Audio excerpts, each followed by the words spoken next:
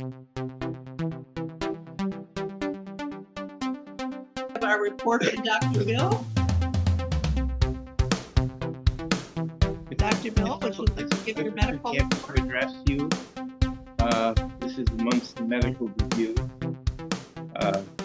Healthcare and supporting science research which has occurred recently. The first one is, we have a variety of topics. The first one is a study of a class of white blood cells. You know, the white blood cells contain B cells and T cells. B cells make the antibodies. The T cells are involved in control and organizational influences over your health care. And there's a group of T cells called the Tregs. And the Tregs are capable of attacking pain in females, female humans, and apparently also female mice. So the mice were used for the study. And the idea is women at various stages in their life have pain syndromes, for example, in menopause, and they're looking to see how the body approaches this. So the Tregs attack the pain in the female mice. Next one is about our favorite healthcare organization, United Healthcare. Now, you remember the CEO, who was making hundreds of millions of dollars, was shot in the street, and that was by a planned bystander who said, "I'm doing this for all of humanity. They're not giving us health care." So now there's a more recent update on this.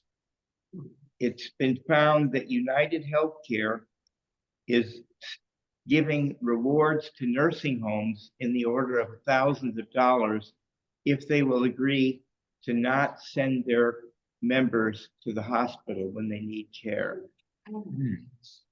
That is pretty astonishing. That is not the America we dreamed of.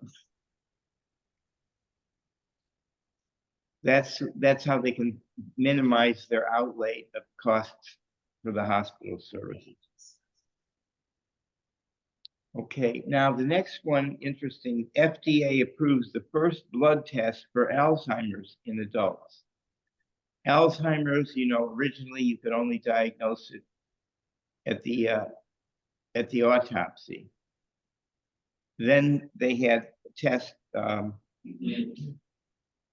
PET scan. PET scan is a big deal. It's a expensive thing. But now they've come up and approved a new test called the LumaPulse test, which is based only on blood, and it involves one of these fancy ratios of biochemicals which are found in the plaques of Alzheimer's disease. So if you're 55 years or older and you have early symptoms, you could get a result from this test that in future you will probably drift into Alzheimer's disease. Now, my problem is I'm not sure that I really want to know that, but it's a capability, and it's new, and it's been approved, so it'll be available pretty soon. Now, the next one, I just love this. The godfather of AI.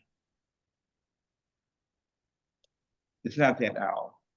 He's a man named Jeffrey Hinton, and he's 77 years old, and he is just delighted to be old because he said, "I'm probably going to die before the AI takes over."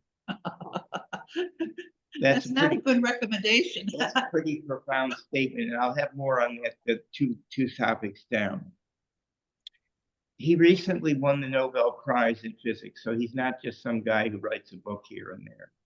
And that was for work he did on machine learning. I'm not sure why machine learning is physics, but they knew they had to do something for this guy because he's so brilliant.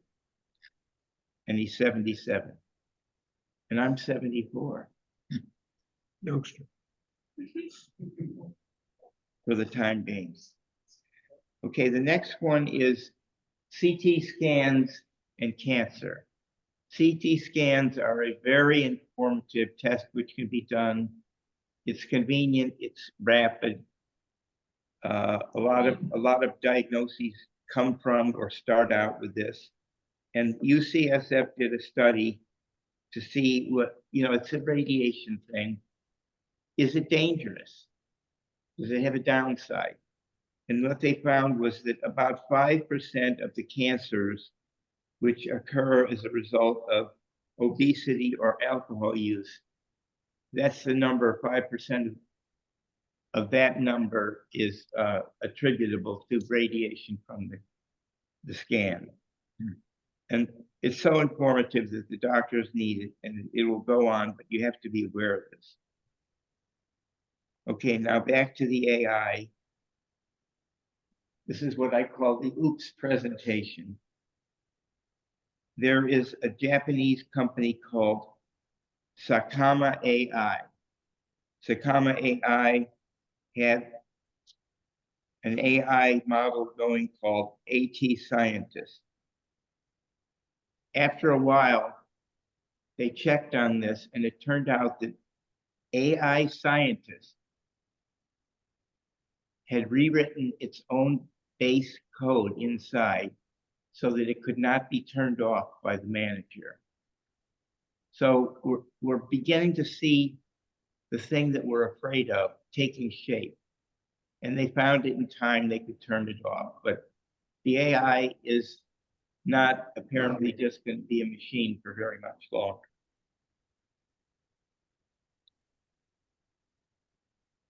Okay, the next topic is called Save the Trees. And this topic is in honor of our technical associate sitting right here. He is an O'Donnell, he doesn't hide that. And he was giving me advice about how to write my programs going way back, and said, always include something that's kinky. Adults need something kinky. Then he changed his focus. Do something about the land, do something about the crops and the farmers and the different ways you can do this. So I struggled. How can I find a topic that combines these two features to make him really, really happy? And I found something that's just great. It's called Save the Trees. So now get ready for some kink. 700 million trees worldwide are taken down every year to make toilet paper. That's a big price to pay. 700 million. And there are alternatives to toilet paper. I love it. I get my job done with toilet paper, but in Europe they use this little brush, water brush. That seems disgusting to me, but they just love it. And Japan has a more hyper-tech version of that. But now we have word from Africa, in the country of Kenya. They have a plant called Plodanthus barbatus, which has luxurious green leaves. It grows rapidly. You can cultivate these leaves from your own crop, and they use it for toilet paper. They wipe their butts with plant leaves, and they say there's a worldwide sense that if you do this, you're poor. And there's a video on this, an African guy explaining how this was a misinterpretation of what's really going on, because he said, you're using a natural product to wipe your butt. It's just that you have a corporate intermediary and a financial intermediary that makes it look like toilet paper. So get your plant, go to Kenya, get started. And they said it's starting to spread out from there. Okay, the last one is, we're almost done. This is a biochemical, molecular biology thing that has a lot to do with pharmaceutical development. You know that we have been able to cut and paste and insert genes into DNA and RNA for some while now. It's called CRISPR-Cas9. That got a lot of attention. Well, now they found a mechanism to cut and paste into proteins. The proteins are the actors, the nucleic acids are the source of information. So they found a way where they can cut and paste proteins without even unfolding them, and send in something that they call interins links. I don't really understand the biochemistry of this. It wasn't written up very well, but they're quite certain that they can intrude into the structure of your protein of choice and soon put in something there that makes it do what they want it to do rather than what it wants to do. And so this is like a whole new generation of capabilities for finding out what we can do to make more pharmaceuticals. So that's what our grandchildren will be studying in school when they get to that level. Do you have any questions for Dr. Bill? There's one online here.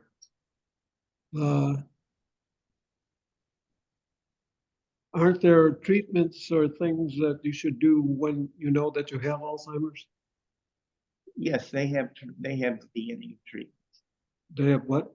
They have some stuff they can do at the doctor's office, but it doesn't do anything more than slow it down. It doesn't make it go away yet. More questions from the audience? I have a question. You know, 2 of your articles were about artificial intelligence, and our member here, Joanne, gave me this flyer from a program that she saw that she found very interesting. And I was wondering if people would like to see a program on artificial intelligence. Mm-hmm. This program said it's misconceptions about AI. It's all about robots. It was an hour presentation talking about what it is, good stuff, and it understands language, and it doesn't. It doesn't make mistakes, and that's not true. Misconception. It operates independently. Well, maybe it does, and maybe it doesn't, right?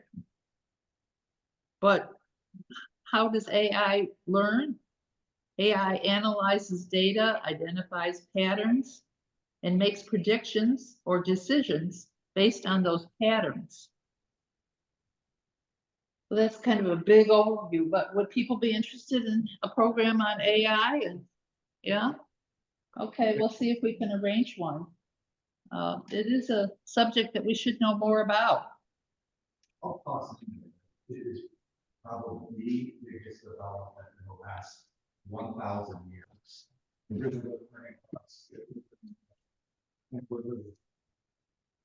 it's not 20 years, it's in the next 2 years, it impacts the science. Yeah, that's why we should know what people are talking about when they're talking about AI. We need to be informed.